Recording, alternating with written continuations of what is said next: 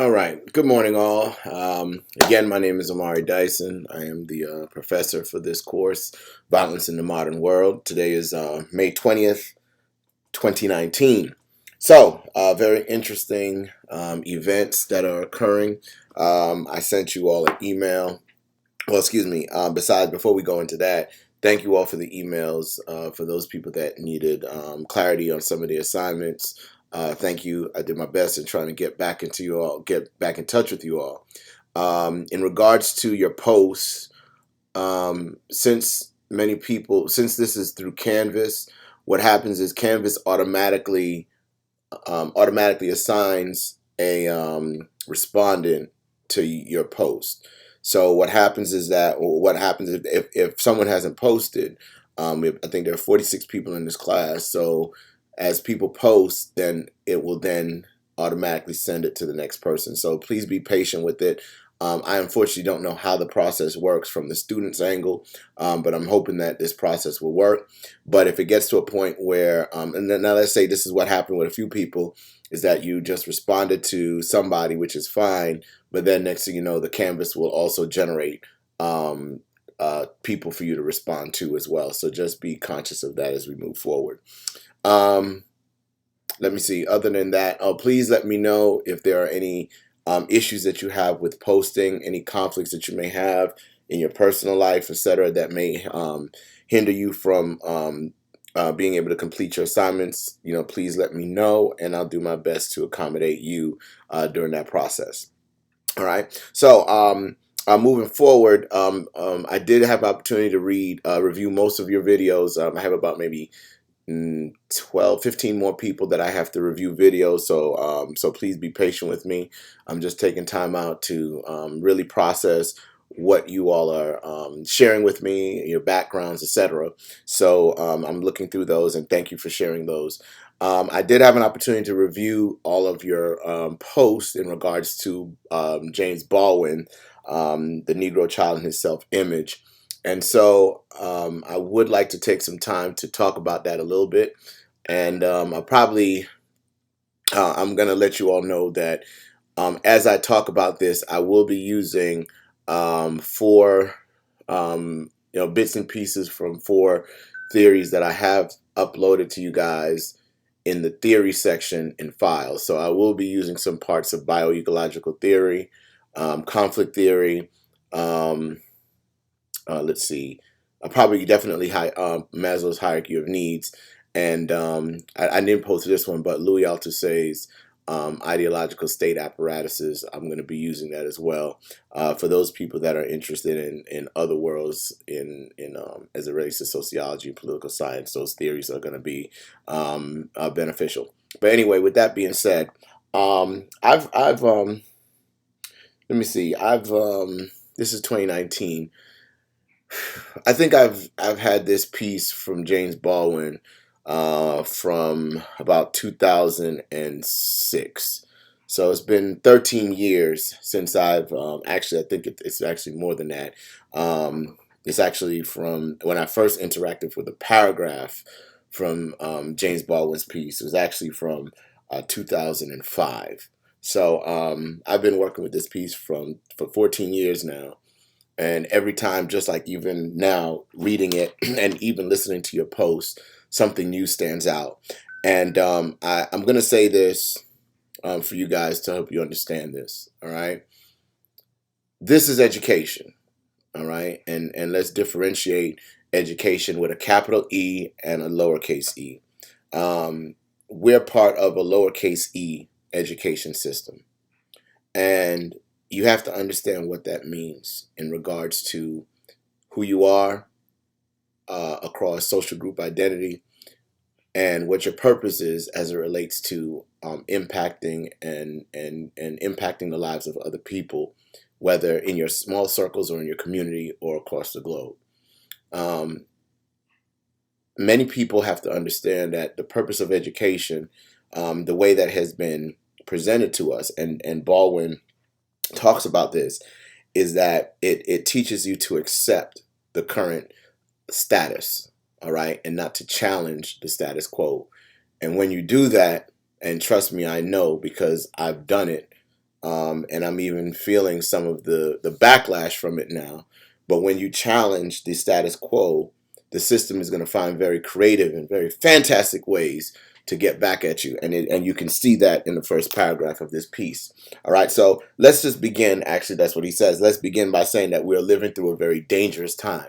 Now, for you all living in 2019, you guys are students. You all are in a totally different um, uh, you have totally different experiences that I have 20, 30 years ago. When I was in college, I didn't have to think about um, a mass shooting. That wasn't something that was a part of our reality, or my reality. I will say this. I don't know if I shared this in another post, but I think a few students already heard this. I was one of the first victims of a school shooting. It wasn't as the ramifications of that. Well, I should say this: the the pain on me is no comparison to what we see now. But I was shot in the head with a pellet gun in high school. All right, and shot right here in my head during a class. Somebody decided to bring a pellet gun to school, and I guess show it off to his friends. And my senior year in college, and then next thing you know, excuse me, senior year in high school, and then next thing the teacher gives us, it was a creative writing English class, and the teacher gave us a break. We were going to the end of the semester, and about to graduate, and he gave us a break. So I decided to put my head down and take a nap, and then next thing you know, there was this sound of a wishing sound, and then something hits me in my head, and next thing I put my head up, and I'm busted open, bleeding. All right. And I guess I'm assuming the student got expelled, and at the time they didn't know what was going on. But that illustrates a point as it relates to violence in this society. And two terms that I'm going to shoot to you guys is understanding the difference between a vulnerability and a threat. All right. We can't control for threats. Threats are all around us. All right. We're threatened by somebody who can rob us on the streets. Threatened by somebody who can bring a gun to Walmart, who a knife, who knows? Vulnerabilities are what are weaknesses that we as a system, we as a society have, that can make us more prone to these threats um, destroying or impacting or disturbing our system.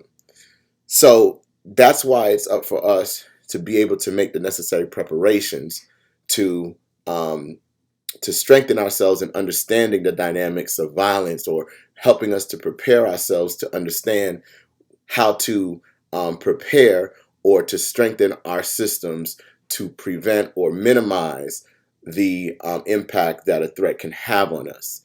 When we don't do that, then we are at risk for some form of violence. Okay, so give me an example. I understand that, you know, I'm one man. I could be walking down the street, and then some, two, three dudes come to me and try to rob me. All right.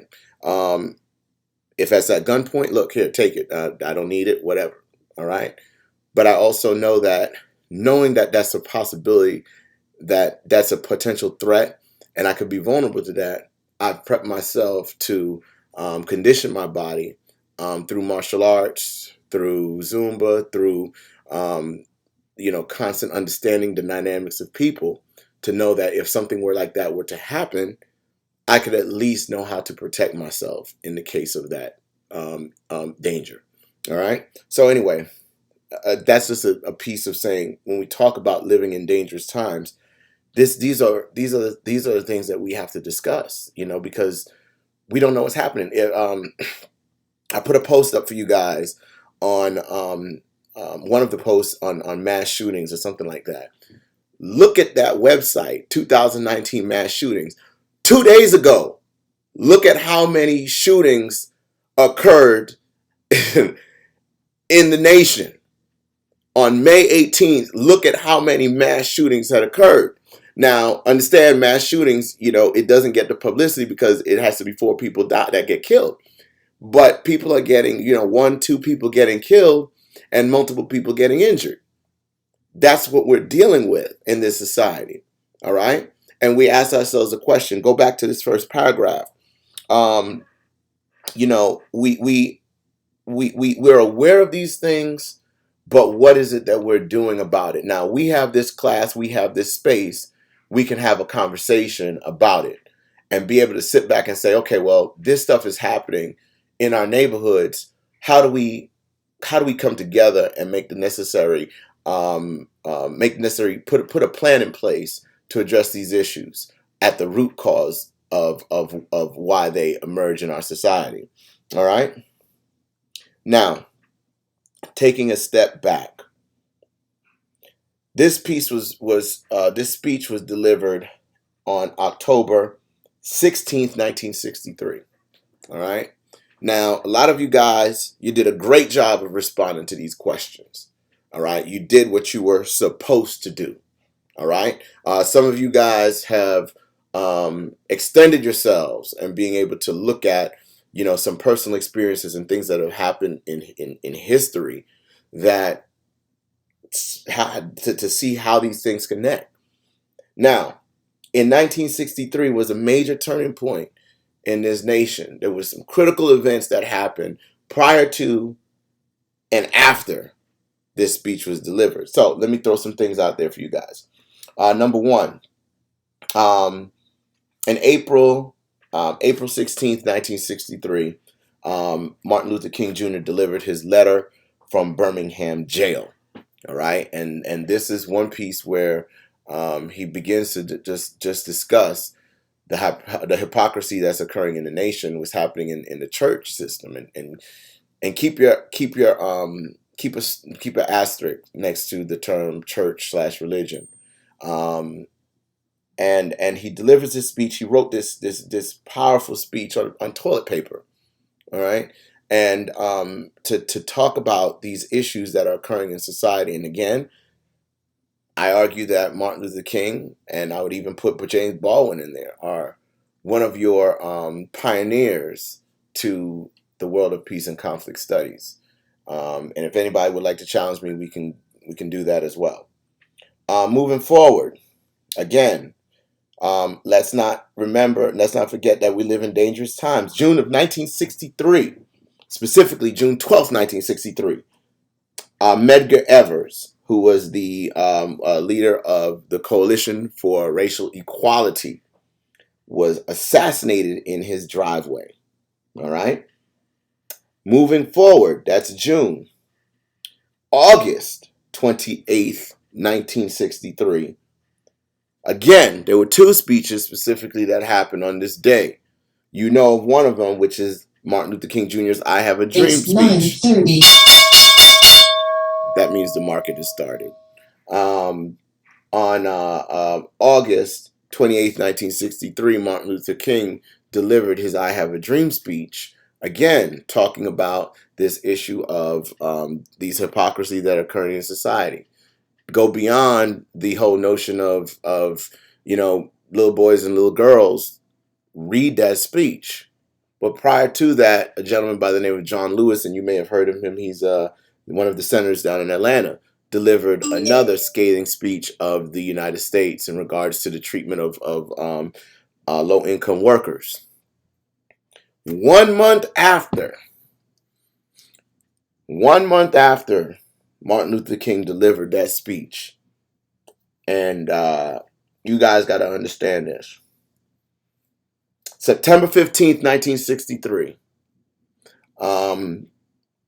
This is one of the, I would say, I mean, the United States has done some atrocious stuff, and we cannot deny that.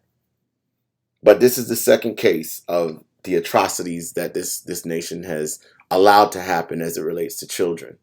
The first being on August 28th, 1955, with the lynching of Emmett Till. And on September 15th, 1963, the assassination, but the murder of 4 little girls and 2 boys that were killed by police officers at the 16th Street Baptist Church in Birmingham, Alabama. All right. Now, you have to put this in context and perspective to understand the dynamics of why this speech is so critical. He delivers this speech in October, and he makes reference to that notion of the killing of these young girls, that I would have thought of a day that people would have reacted, and they did not. I ask you all the question, can we have actually, this is pretty good. There's a movie out there by the name of John Wick Part 3, Parabellum. Okay? And the statement or the notion and the question that's posed is, can we have peace without war? All right? And can we really honestly have peace without war? I go back to the words of Malcolm X, who said that this country, this is in the 60s, was in the position to provide specifically the Negro with what is due, and giving that person what they were owed in regard and as it relates to their treatment in the country. There was never a Negro revolution. And as a people, we allowed the government to say what we were going to do and what they were going to do for us. And they never fulfilled that promise. So to this day, you're going to see constant skirmishes between black and white people. There's nothing, we can't get away from that. These acts of police brutality all speak to something different and something bigger. You guys have read the piece on Galtung. This is structural violence that's occurring, and that's what people are reacting to, not only in this nation, but across the globe. All right? Look at all of the relationships of conflict that occur across the globe. They all stem to something. You guys have read the happiness survey. Do you think that some of these islands like Jamaica or Haiti, whatever country you want to look at, that are so low on the happiness scale, you think they just got there? No, they got there based on some degree of corruption, some historical oppression that occurred, and they're still dealing with the effects of that. Similar to what you're seeing here as it relates to people of color in this country, women in this country, who've been disenfranchised by a system that's bankrupt. So moving along. November 22nd, 1963. It's etched in the minds of many people, the assassination of John F. Kennedy. All right? And you can see that James Baldwin presaged this event when you look at this piece. So anyway, let's get into this. So for any citizen of this country who figures himself as responsible, in particular those of you who deal with the minds and hearts of young people, must be prepared to go for broke.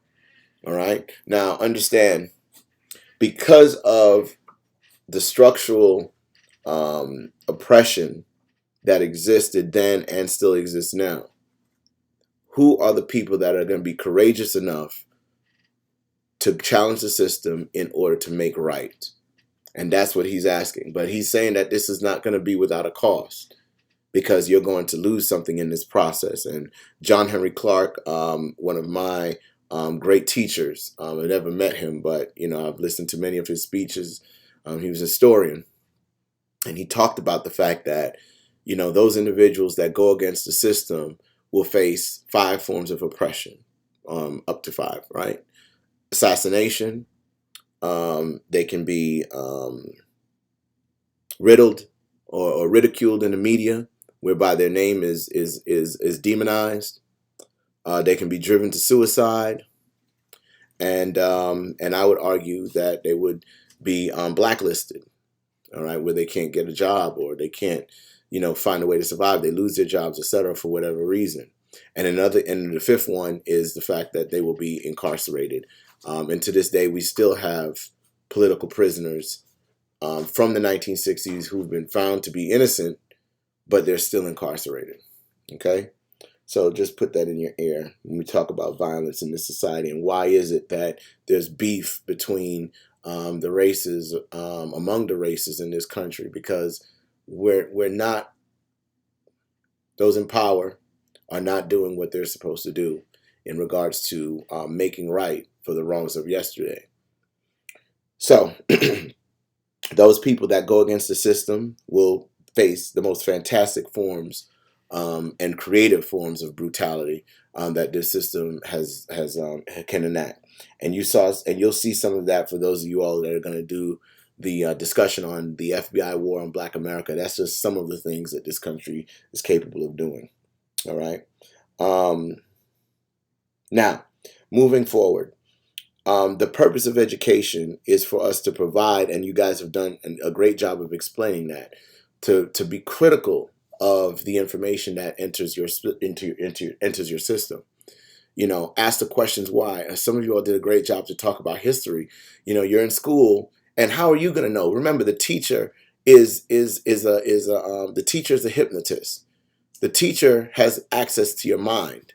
The teacher is, and you're going through this process from kindergarten to 12th grade. That's 12 years of some form of indoctrination of a certain reality. All right. Then you go to college, and hopefully you get some critical education in college. All right. But if not, add 4 more years, K through 16.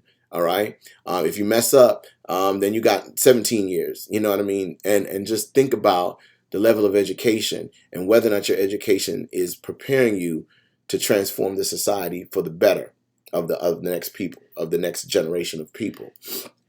To be able to analyze a problem and begin to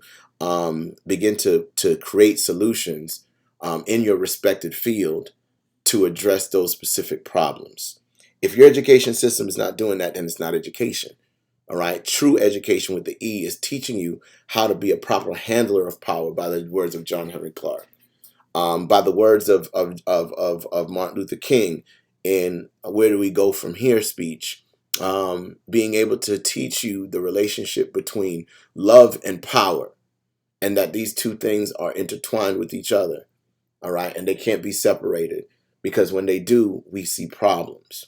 All right. Now, moving down to the aspect of the schizophrenic piece. Some of you guys have talked about this as well. All right. In the sense that, imagine you're taught to be in a system where you've not lost a war. All right. We're the greatest country that existed. Look at look at the creations. Look at the inventions. Look at the people that we've created. All right, in this nation. And you have that on one end. But on the other hand, you have to look at poverty. And look, I don't want to get into this comparative poverty. All right. Poverty looks different in Haiti. I know that. Poverty looks different in Rwanda. I know that. But in this place, poverty, all right, in the sense that this nation has put itself on a pedestal, but at the same time, you're not taking care of the people at the bottom. And that goes for other countries as well. All right. But those countries didn't get there, by choice. There were certain historical events that happened that contributed to those people being in those situations. And that's why we have to, in order for us to understand the people, we need to understand the history of the people. Okay. So the schizophrenic aspect is, you're sitting in this world, this polarized situation where you can't move. You're stuck. You're confused. And just imagine if your system, your structure is based on that.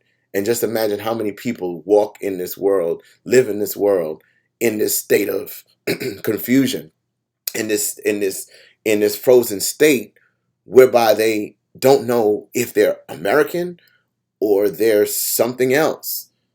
John Henry Clark argued that Black people specifically are in a nation within a nation searching for an identity.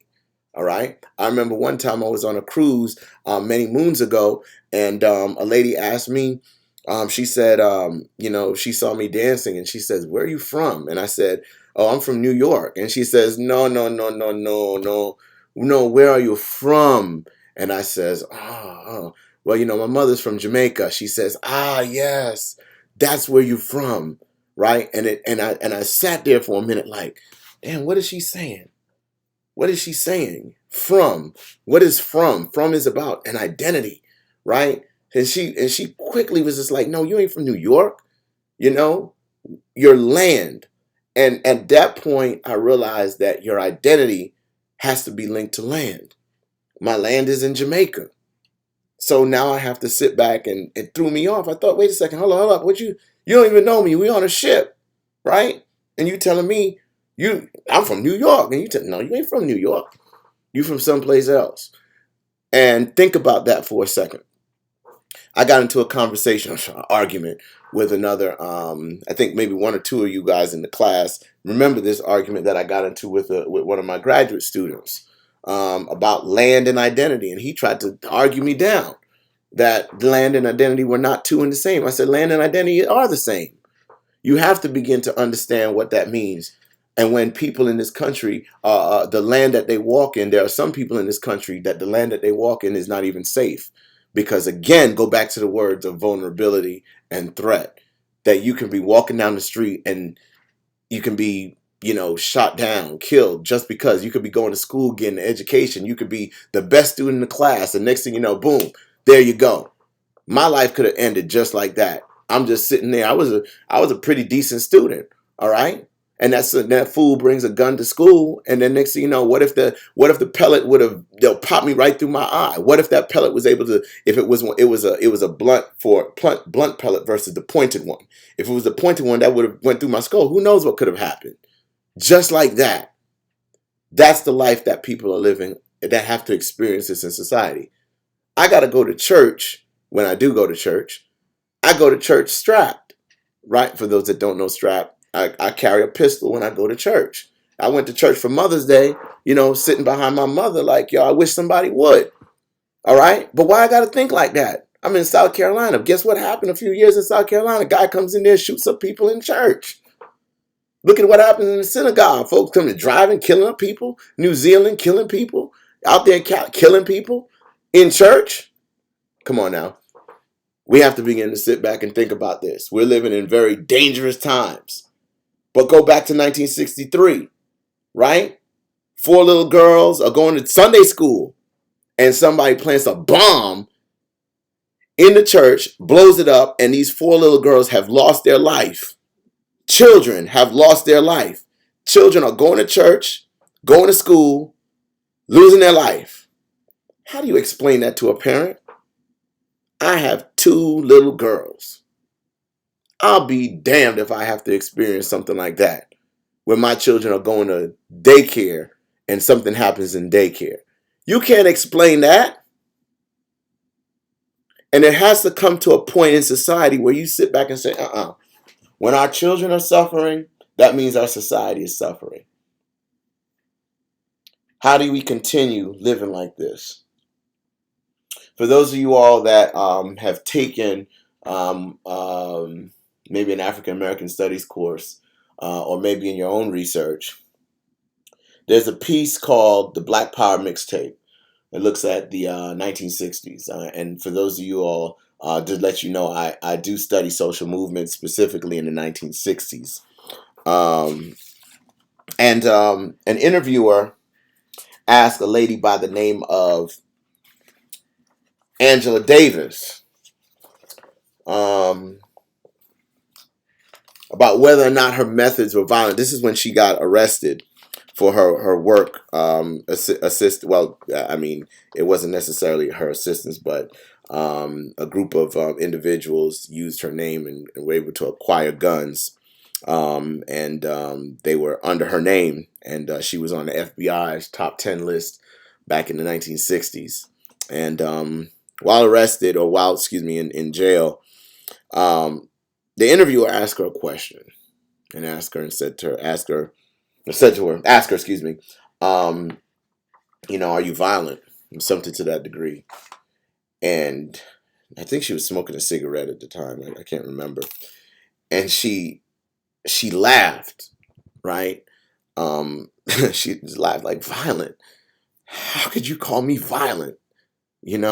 I'm from Birmingham, Alabama. They bombed the church of 4 girls, and I think one or two of them were her friends. That could have been her going to the church, that same church. She said, my parents had to ride around town with shotguns to protect us from the Klan. And you're asking me, Angela Davis is saying that, and you're asking me about violence? The government, the system, the structure, that's violent. Don't come to me and say I'm violent. I'm a reaction to that violence. I've been created by that violence. Moving along.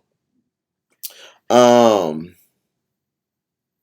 Go to your second page. All this enters child consciousness much sooner than as we adults. Look, children have a very interesting way. For those of you all that have children, you guys have probably figured this out. For those of you all that do not have children, please take your time. As long as I'm here, Huggies is not going to go out of business. But children pick up on things that parents seem to overlook.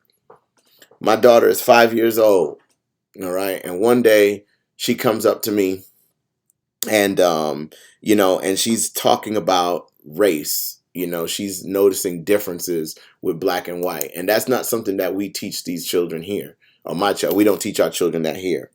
But for some strange reason, they've acquired these notions of race, and do understand that children gain racial connotations by the age of 3 years old. And she comes up to me and she says, "Daddy, daddy, daddy." Right? She's coloring, with the crayon. She says, "Daddy, daddy, daddy." What's up, Baba? This crayon doesn't work. All right. And I'm like, "Well, what do you mean it doesn't work? Which crayon is that?" And it's the white crayon.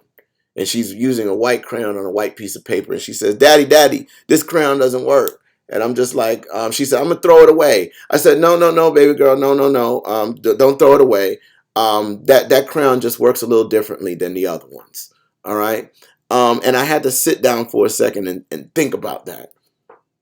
Now, some people may think of that as just a child. It's a child, but there's something else going on there. And as an adult, I realize that I have to teach my children the notion of understanding the differences that exist with people. That skin color is a skin color, but being able to teach them how to be responsible and respectful of people, regardless of who they are. All right. When my children call me ma'am, or if my children say, "Daddy, you have a vagina," I don't correct them. I'm just like, "Yeah, yeah, daddy, yes, ma'am. Daddy is ma'am. And yes, daddy has a vagina." All right. Because at this point, it's like accepting the fact that we're all the same. Maybe one day she's going to grow up and be like, "Oh, daddy has a very interesting looking vagina," but she shouldn't be seeing me at that point. She did roll up on me one time, and that's a whole nother story. But nonetheless, it's something that we have to begin to think about how we socialize our children. Who do you want your child to be as they move towards the future? All right. As it relates to conflict, when I see my two daughters fighting over things, I teach them how to resolve the conflict. um I have them in fighting classes as well to help them know how to defend themselves and be conscious of that as well. But I also realize that my children have to be socialized in a way that they understand the notion of love, respect, and sharing, and caring as they move into the world. Because um, this is what we have to do, and this is the kind of environment that I want to create for my children, and other children that I've impacted. That safety is the most important part of of of of child development. And through safety, of course, comes, and then this is the this is your Maslow's hierarchy of needs, being able to provide my children with what they need in order to survive. All right. If we extend that out to society, if a society is not doing their part in meeting the needs of a people, then society is failing the people. And that's why I sent you all the piece on Alabama, in regards to incarceration. All right. When we look at incarceration, the purpose of incarceration, we think it's to rehab, but it's not. If you're if you're being in prison and you're being treated in a worse off way, look, we're here to figure out what happened in your life throughout the life course, and how we can now heal you from such wounds. All right. A child that's brought into the world that's impoverished, you already behind, and now you have to fight to survive. And you're now vulnerable to many other threats that exist out there as it relates to poverty and violence. Let's be real about that. Moving forward, a child is able to recognize the fact that something is going on when they walk down the street and they see that one side is painted in gold and the other side is painted in feces. Something stinks over here, but something looks really good over here. Differentiate that. And if this child is living in a situation where it smells funny, you know, what do you think how that child is going to grow and develop? How do they think about themselves when this is their environment that they're a part of? You know, yes, I agree that we need to take pride in the places that we live, but there is a degree of social neglect that has happened where people do not want to invest in their communities. And that's why we see our communities, many communities, downtrodden, dilapidated, etc., because people stop caring. All right. Moving along. When you get into a situation where I'm at the bottom of page 2, um, think about what happens to a person and go back to this notion of schizophrenia. I can speak on this all day long. But think about a person who has worked hard. They pulled themselves up by the bootstraps. They did everything right. And then now they're struggling in order to make ends meet. The opportunities that they try to get, that they thought they were promised because they went to school and did everything right, all those opportunities are now closed in on them. You can't do this. You can't have this job just because, right? Somebody in the hiring pool has some bias or bias that they're not going to allow you to have an opportunity to get the job. And think about this happening where opportunities are shut in people's faces over and over and over again. What do you think is going to happen to that individual? They're going to go to war within themselves. Drugs, alcohol, right? Abuse to the people that are around you, and eventually abuse to the environment, people those in direct environment that are part of you. There goes the internal rage, right? That internal anger that finally boils up to a point where it explodes and destroys everything around them. All right? What is violence in this country? And where does it come from? Moving forward.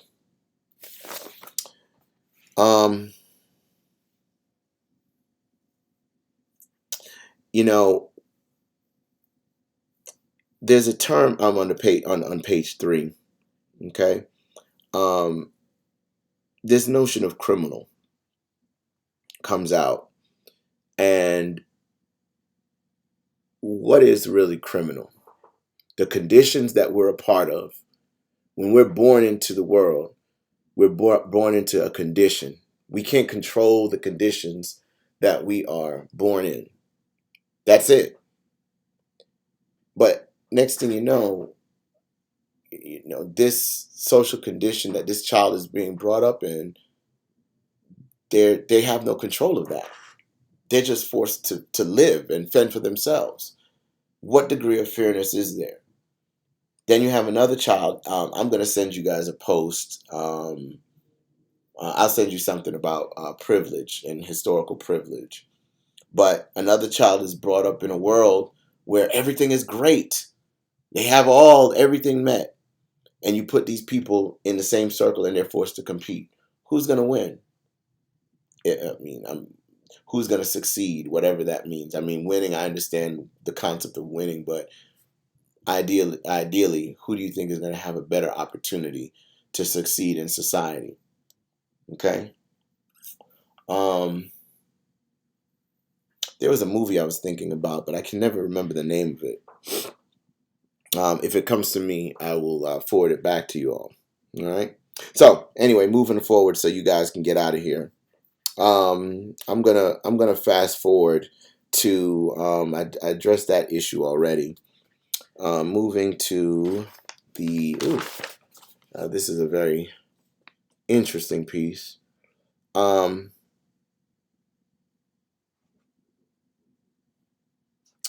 to page. I think this is the 4th page. Yes, it is the 4th page.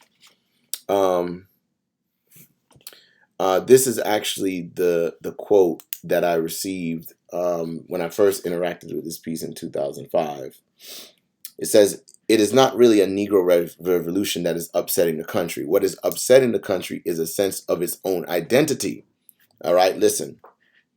If, for example, one managed to change the curriculum in all the schools so that Negroes learn more about themselves and their real contributions to this culture, you will be liberating not only Negroes, you'll be liberating white people who know nothing about their own history.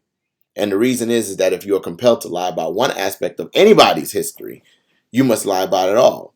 If you have to lie about the real role here, if you have to pretend that I hold all that cotton just because I loved you, then you have done something to yourself. You are mad. Now, when we talk about the integration of curriculum, integration, society, all right, integration never happened in this society, because if you want to talk about integration, you're talking about and we're talking about the indigenous people. We're talking about African people, people of African descent in this country. You're talking about all these individuals. All right, the original, I call Mexican people who were on this land. All right, they were on this land. If you take them out of the curriculum, they don't exist. And you have efforts where you look, I mean, just look at this, for example. Take a typical class that you take. How many of your classes have been, the books that are used in your classes have been authored by somebody who's not white? All right. Think about that for a second. Where your history is not part of the textbook, that means you don't exist. And if that continues to happen over and over again, you're written out of history. And the system can do something to you and you not even know it, because you don't exist. Your story doesn't exist. We need to be in a situation where we begin to understand these dynamics and understand that an act of violence is removal of a person's history from the curriculum. All right? It is the denial of their contributions to everything around us. All right. And until we get to those points to understand those dynamics, then we're going to always have these skirmishes that exist between people, among people. So we do have to have a point where we begin to look at who we are as a nation, and not be first to attack. One of you all posted a piece, and I made a statement about Colin Kaepernick. When he kneeled for the flag, and then there was all this backlash that occurred. Now, forget about what was going on in the economy and what was going on across the globe, but we were focused on this man taking a stand against police brutality. And it's 10 o'clock. Very few of us actually listened to the Pledge of Allegiance song. And I would argue that this is not a new statement, because if you go back to a movie called Higher Learning, Ice Cube played the character Fudge, and he made a statement to Omar Epps' character, who was played by, the character Malik, who was played by Omar Epps, and he made a similar statement to him about the flag. So this is not something new that Colin Kaepernick has done. People have been, challenging the notion of the flag back in the 1960s. Russia, somebody did it. The United States, somebody did it. My man from Australia did it, and people have, they've received some form of backlash for it. So we have to begin to think about, when people begin to speak against the system and we lash out against them, what are we really lashing out against? All right. And that's the ideological aspect of it, is understanding the fact that if somebody is saying to you, I am not going to stand for the flag because of this notion of police brutality, all right, that people have been falling because of acts of police brutality, I'm not going to stand for the flag. Somebody then takes that and says, oh, you don't respect the veterans of this country. That's not what he said. That has a totally different meaning to him. It had nothing to do with the veterans of this country. He has nothing but respect for the veterans of this country. What he's saying is that we have to address a particular issue of repression that people of repression that is happening to specifically black men. I sent you a piece that last week on a woman, and I'm still waiting to get the story about this, on a woman in Texas that was shot down. And I showed you a different video than what they showed on CNN. All right, because CNN, they blocked it out when the shots started hitting. Now look at this. Now look, y'all go to the movies. If y'all go see John Wick, this dude is spoiler alert. This dude shoots a whole bunch of people in the head. Shoots them, pulls up their mask, shooting them in the face. He takes a doggone knife and sticks it through somebody's eyeball. All right, this is Hollywood. This is all this violence is happening, and we're watching this. But then next thing you know, when this police officer has this woman and throws her into the ground, and they're fighting whatever, and he takes a gun, pop, pop, pop, pop, pop, right? CNN blocks it out. We can't watch that because it's too violent. Media is the most violent form of television and entertainment in this country. The piece I showed you showed the woman getting shot. Boom, boom, boom, boom, boom. That ain't Hollywood, baby. That's the real world. We are living in a dangerous time. And you all have to sit back and ask yourselves the question, are you ready and willing to make a difference and make a change for it? Because God knows, assuming that, you do have any kind of beliefs, but if you do or do not, whatever you believe in, you have to come to a point and understand that something ain't right. And when you look at something like that happening, and trust me, there's going to be more. I hate to say that there's going to be more, but and it's going to get worse. You have to sit back and ask yourself the question.